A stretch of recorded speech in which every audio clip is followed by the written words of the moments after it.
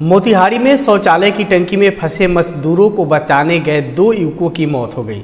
घटना मधुबन थाना क्षेत्र के अशोक चौक की है, जहां शौचालय की टंकी में दम घुटने से 2 युवकों की मौत हो गई। वहीं 2 मजदूरों की स्थिति नाजुक बनी हुई है। दोनों मजदूरों का इलाज सदर अस्पताल में चल रहा है। मृतक शिवम कुमार मधुबन का रहने वाला था, वहीं मोहम्मद मासूम गंगापुर का रहने वाला था। दोनों मृतक शौचालय की टंकी में घुसे मजदूरों को बचाने गए हुए थे। बताया जा रहा है कि मधुबन के अशोक चौक पर नवनिर्मित शौचालय की टंकी का सेंटरिंग खोलने के लिए 2 मजदूर टंकी में घुसे हुए थे। टंकी में दोनों का दम घुटने लगा तो वहां मौजूद लोगों ने शोर मचाया। फिर आवाज़ सुनकर साइकिल से घर जा रहे युवकों ने मजदूरों को बचाने के लिए टंकी में उतर गया, जहां उसका भी दम घुटने लगा, जिसके शिवम नामक युवक ने भी टंकी में उतरकर बचाना चाहा, लेकिन शिवम भी टंकी के अंदर बेहोश हो गया। फिर ग्रामीणों ने टंकी को फोड़कर चारों को निकाला, लेकिन तब तक शिवम कुमार और मोहम्मद मासूम की मौत हो चुकी थी और 2 मजदूर की सांसें बची हुई थी, जो लोगों ने आनन फानन में दोनों को इलाज के लिए मधुबन CSC में भर्ती कराया, जहां प्राथमिक उपचार के बाद डॉक्टरों ने दोनों को सदर अस्पताल रेफर कर दिया है।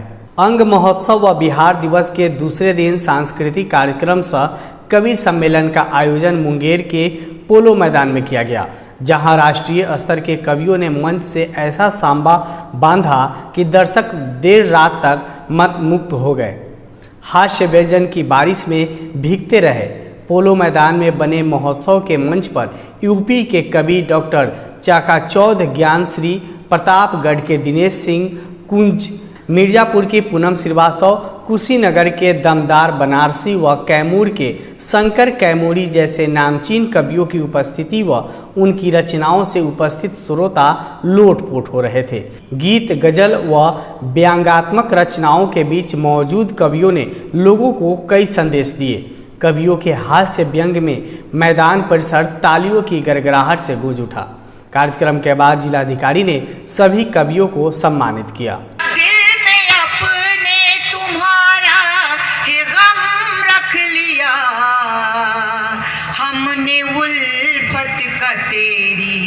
भरम रख लिया।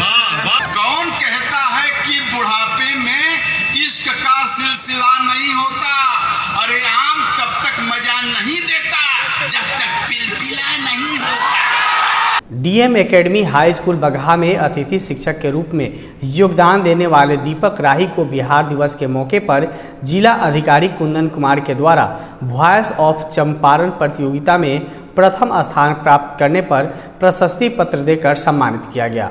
पश्चिमी चंपारण से इस प्रतियोगिता में लगभग 200 से अधिक प्रतिभागियों ने भाग लिया था, लेकिन पहले से भी समय समय पर अपनी प्रतिभा का लोहा मनवा चुके और कई प्रशस्ति पत्र से सम्मानित हो चुके दीपक राही ने भी आज अपनी काबिलियत को प्रमाणित करते हुए प्रथम स्थान प्राप्त किया है। इनके प्रशस्ति पत्र मिलने से जिला सहित बगहा की जनता में काफ़ी खुशी देखी गई है।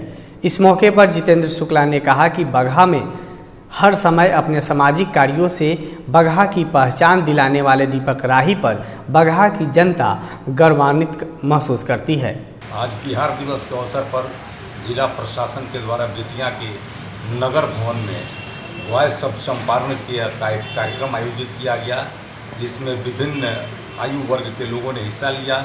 जूनियर और सीनियर, मुझे सीनियर वर्ग में सहभागिता करने के लिए यह प्रमाण पत्र मिला है और मैंने ही कार्यक्रम का सफल संचालन भी किया है। वैसे इस तरह के पुरस्कार तो मुझे बहुत मिल चुके हैं, उसी में कड़ी ये भी है।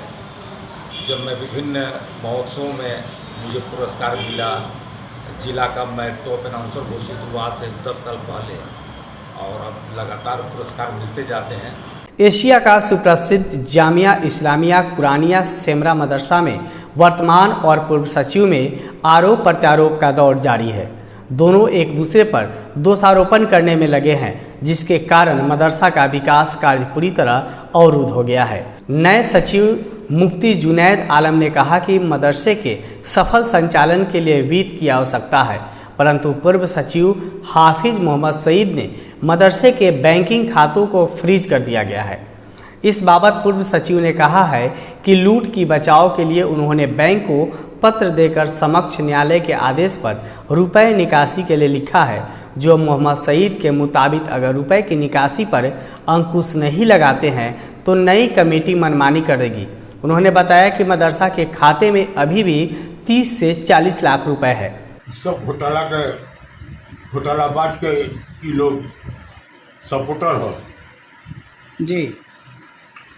अब हम भी धैले बारी सब, तो अब हम भी छोड़त नहीं सब, तो ई सस्ता गई पैसा सब खैले बा लोग, तो अब वो चीज़ रुक गई बा, ये वजह से लोग के तकलीफ बा। ये सब घोटालाबाज बड़े सब। अभी कितने अकाउंट्स में पैसा होगा? लगभग 40 से ऊपर है। बहरहाल आरोप प्रत्यारोप को लेकर और फंड के अभाव में विकास कार्य को ग्रहण लग गया है। इस बात का खुलासा प्रोफेसर नसीम ने 20 मार्च 2022 की मदरसा में सम्मत मंजिलिस शुरा की बैठक में किया। उन्होंने कहा कि कोरोना काल के बाद मदरसा को चंदा अपर्याप्त है। बेतिया में पड़े हुए हैं और वो छोड़ नहीं रहे हैं, लेकिन कमेटी ने उनको हटा दिया और जुलाई से इनको मुफ्ती जुनैद साहब को सेक्रेटरी बना दिया। ये सचिव में काम कर रहे हैं, मदरसा का काम खूब बढ़िया चल रहा है, इसमें कोई शक नहीं, लेकिन उन्होंने बहुत परेशान किया है। यहाँ तक कि किसी भी अकाउंट से मदरसा एक पैसा निकाल नहीं सकता। इसका जो भी अकाउंट है बैंक में, पंजाब नेशनल बैंक में, स्टेट बैंक में, तो सोचना चाहिए कि मान लीजिए जिसको हटा दिया गया है, यहाँ से रिजोल्यूशन जा रहा है, तो उसको मानना चाहिए कि नहीं। एक बैंक में वो उसके दस्तखत से भी नहीं होता था, फिर जैसे दूसरे थे नायब सेक्रेटरी थे, उनके दस्तखत से होता था, तब भी उसको रोक दिया, क्या नहीं देंगे, कोर्ट से आइए। आपको बताइए एक तरीका बैंक का, एक पैसा भी किसी भी बैंक से मदरसा के नहीं निकलना, सब बैंक को पड़ा हुआ।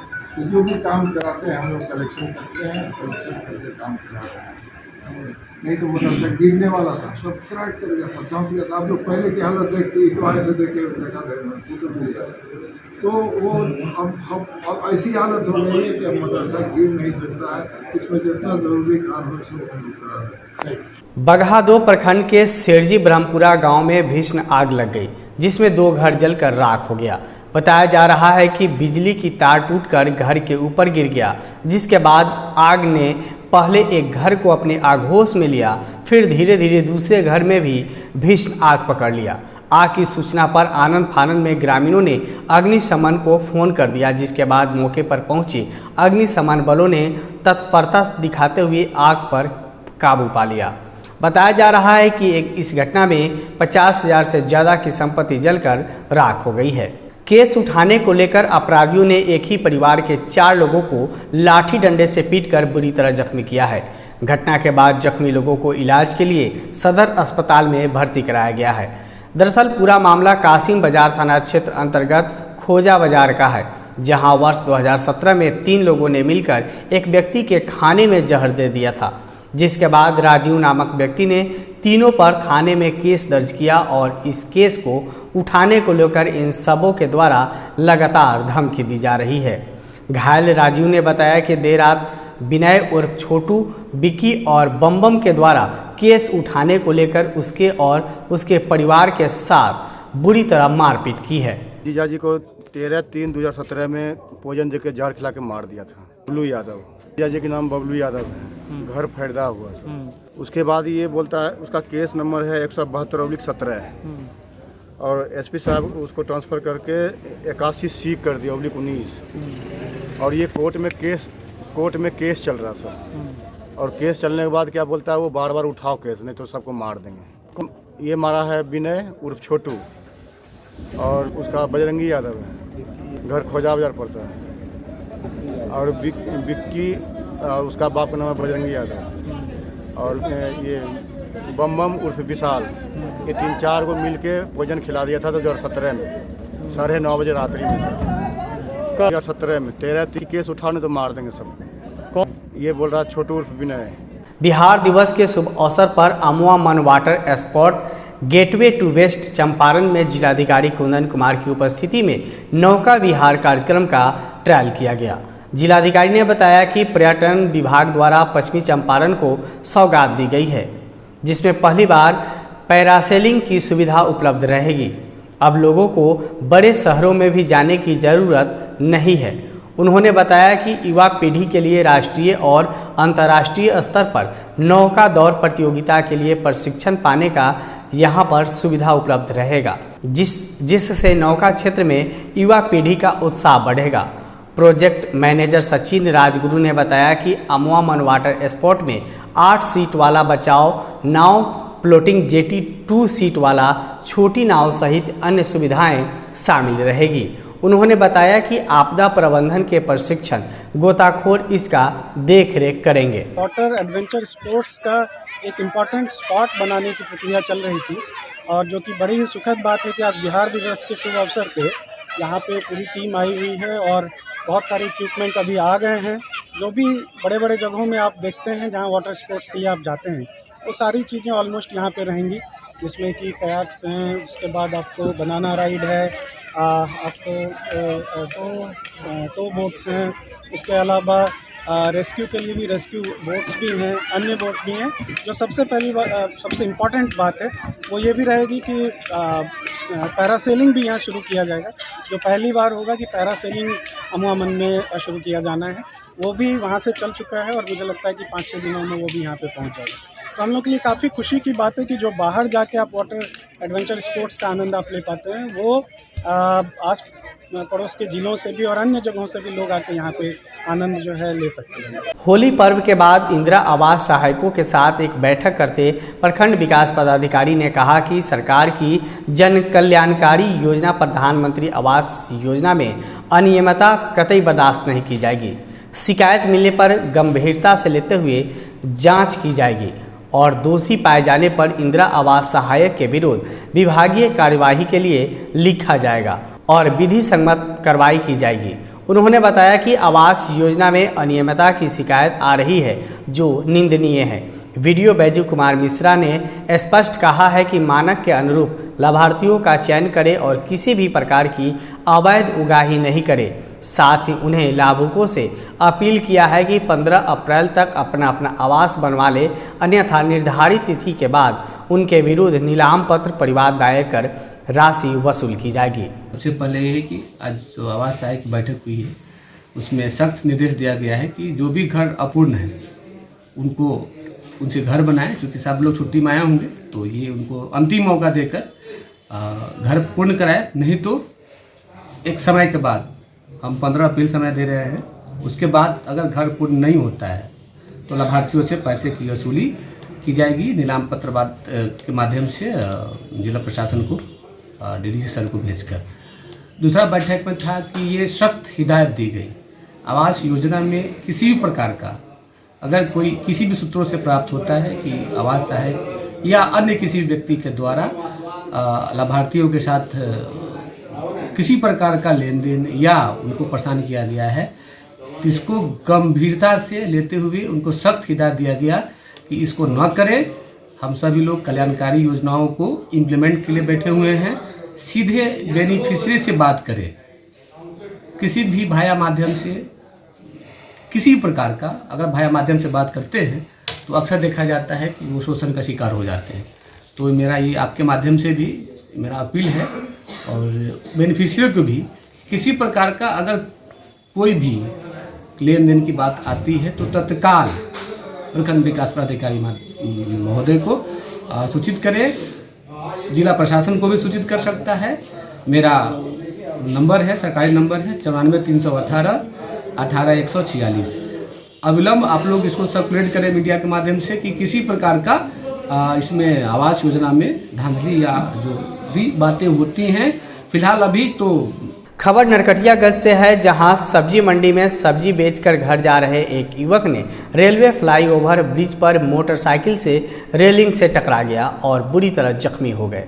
घटना की सूचना पर पहुंची पुलिस गश्ती की टीम ने घायल युवक को अनुमंडलीय अस्पताल में उपचार के लिए भेज दिया, जहां चिकित्सकों द्वारा प्राथमिक उपचार के बाद जख्मी युवक को बेहतर इलाज के लिए बेतिया रेफर कर दिया गया है। घायल युवक की पहचान शिकारपुर थाना क्षेत्र के सोनासती निवासी रंजीत कुमार के रूप में हुई है। बताया जा रहा है कि युवक सब्जी बेचकर रेलवे फ्लाईओवर ब्रिज के रास्ते मोटरसाइकिल से सोनासती अपने घर जा रहा था कि अचानक बाइक अनियंत्रित होकर रेलिंग से टकरा गया, जिसमें युवक बुरी तरह से घायल हो गया।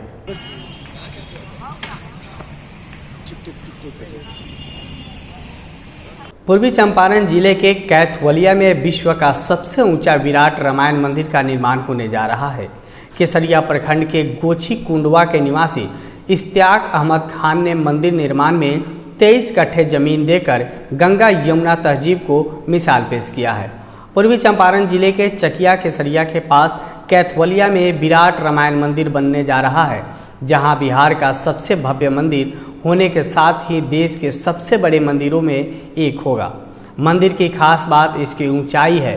लगभग 270 फीट ऊंचा, 280 फीट लंबा और 540 फीट चौड़ा होगा। इस मंदिर के निर्माण में एक मुस्लिम परिवार ने मिसाल पेश की है। वहीं मोहम्मद इश्तियाक अहमद खान ने बताया है कि अपना 23 कट्ठा जमीन मंदिर निर्माण में भेंट किया है, जिसकी कीमत 2.5 करोड़ रुपए से ज़्यादा बताई जा रही है। केसरिया निबंधन कार्यालय में जमीन का पेपर भी तैयार कर दान पत्र हुआ है। वहीं पर विराट रामायण मंदिर के सचिव श्री ललन सिंह ने बताया है कि इश्तियाक अहमद खान निर्माण समिति के सदस्य भी बनाए जाएंगे। श्री कुणाल भी एक प्रोजेक्ट लेके आए थे मंदिर का, तो ये कोथलिया में, तो ज़मीन लेने में थोड़ा प्रॉब्लम हो रहा था। लोकल लोग ज़मीन लेना नहीं चाह रहे थे। मेरा थोड़ा सा आकांक्षा था कि बनेगा मंदिर कि नहीं बनेगा। तो हमारे चाचा थे जैनुल हक खान, वो पहले बढ़ के ज़मीन दिए उसमें बहुत मिनिमम रेट पर, वहाँ से काम शुरू हुआ। और आज के रेट में मंदिर जो है, मेन मंदिर का जो स्थापना होगा वो हम लोग के ज़मीन पर होगा। उसमें से कुछ हमारी ज़मीन रह गई थी, बाकी जो हमने निःशुल्क रजिस्ट्री किया, मंदिर को दान दिया। वो अर्चन आई हुई थी, वो बेतिया महारानी का नाम भी, क्या नाम था उनका, वही सेम नेम था। और वो नेम की वजह से जिससे हम लोग ज़मीन लिए थे उनका भी नाम से एक ही नाम था, जानकी कुंवर। तो उसी की वजह से वो अर्चन आ गया था। वो बाद में वो अर्चन दूर हुआ, वो हम लोग पिटीशन डालें। उसके बाद कहा कि उनके पति का घर या उनके। बिहार दिवस के अवसर पर मसरक प्रखंड के विभिन्न विद्यालयों के पोशाक क्षेत्र में रंगोली और निबंध प्रतियोगिता के साथ साथ प्रभात फेरी निकाली गई और इस दौरान बिहार के भौगोलिक पहचान को बच्चों को बताया गया। इस क्रम में मसरक उत्क्रमित मध्य विद्यालय सियर भूखा में विद्यालय के शिक्षकों के द्वारा बच्चों को बिहार के इतिहास के विषय में विस्तार पूर्वक बताया गया। बिहार के गौरव, देश के प्रथम राष्ट्रपति स्वर्गीय राजेंद्र प्रसाद, महान गणितज्ञ आर्यभट्ट, मिथिला की संस्कृति, बिहार का गौरव, अशोक स्तंभ के विषय पर प्रकाश डाला गया। मसरक गोपालबाड़ी प्राथमिक विद्यालय में बिहार के बच्चों के बीच रंगोली प्रतियोगिता का भी आयोजन किया गया था। पूरे प्रदेश में बिहार दिवस के शुभ अवसर पर सभी विद्यालयों, शिक्षण संस्थानों और सभी कार्यालयों में जिला स्तर से लेकर प्रखंड स्तर पर प्रदेश स्तर तक यह कार्यक्रम बच्चों द्वारा विद्यालय में खासकर कराया जाता है। प्रभात फेरी पूरे अपने पोषक क्षेत्र में घुमाकर रंगोली, पेंटिंग कराया जाएगा। सभी कर्मियों के सहयोग से यह कार्यक्रम को सफल बनाया जाता है। मोतिहारी में 110वां बिहार दिवस हर्षोल्लास के साथ धूमधाम से मनाया गया। बिहार दिवस के अवसर पर जिले में कई कार्यक्रम का आयोजन किया गया। शहर के नगर भवन में छात्र छात्राओं और कलाकारों के द्वारा सांस्कृतिक कार्यक्रम की प्रस्तुति की गई। इस दौरान कलाकारों ने देशभक्ति गानों और पारंपरिक लोकगीतों को प्रस्तुत किया। काफ़ी उत्साह के साथ पूरे जिले में बिहार दिवस मनाया गया है। समाहरणालय परिसर में संध्या 6:30 बजे रंगोली कार्यक्रम आयोजित की गई थी। नगर भवन में आयोजित कार्यक्रम का शुभारंभ जिलाधिकारी शीर्षद कपिल अशोक, सदर अनुमंडल पदाधिकारी सुमन सौरभ यादव ने दीप प्रज्वलित कर कार्यक्रम का शुभारंभ किया।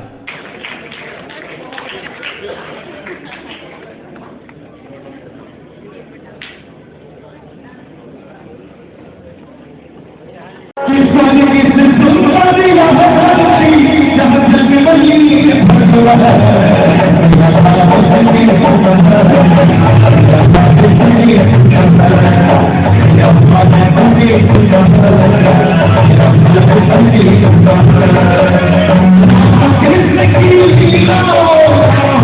शहीद आजम भगत सिंह के 91वें शहादत दिवस पर घोड़ा साहन स्थित ठाकुर राम मथुरा प्रसाद उच्च विद्यालय के प्रांगण में विधि छात्र संघ के अध्यक्ष मधुसूदन कुशवाहा व नीतीश कुमार के द्वारा दहेज प्रथा के खिलाफ में स्पीच कंपटीशन का संकल्प सभा का आयोजन किया गया।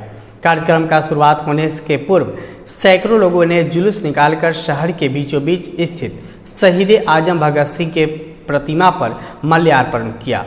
स्पीच कंपटीशन का उद्घाटन पूर्व जिला परिषद प्रत्याशी दीपू कुशवाहा और राजीव पांडे ने किया।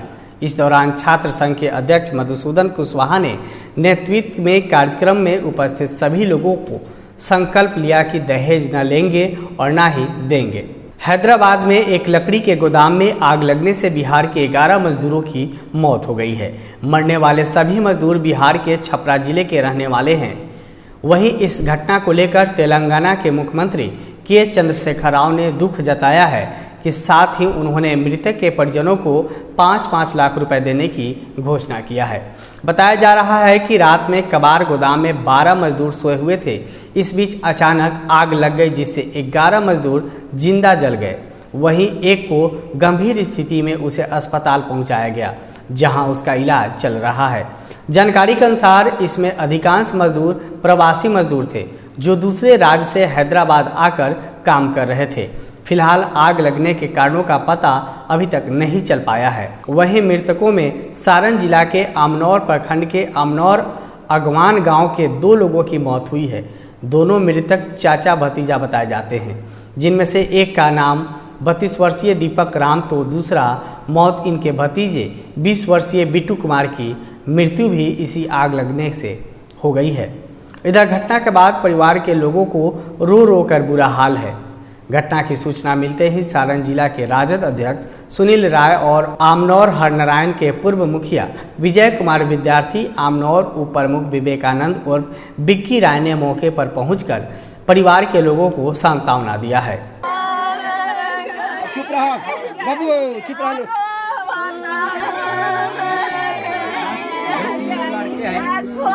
देखिए, यह अत्यंत ही बहुत दुखद घटना घटा है। यह जो परिवार है बहुत ही गरीब परिवार है और दोनों मजदूर थे जो इस गांव के मरे हैं, उन्हीं पर पूरा परिवार आश्रित था। आज यहाँ कोहराम मचा हुआ है, दुखद घड़ी है।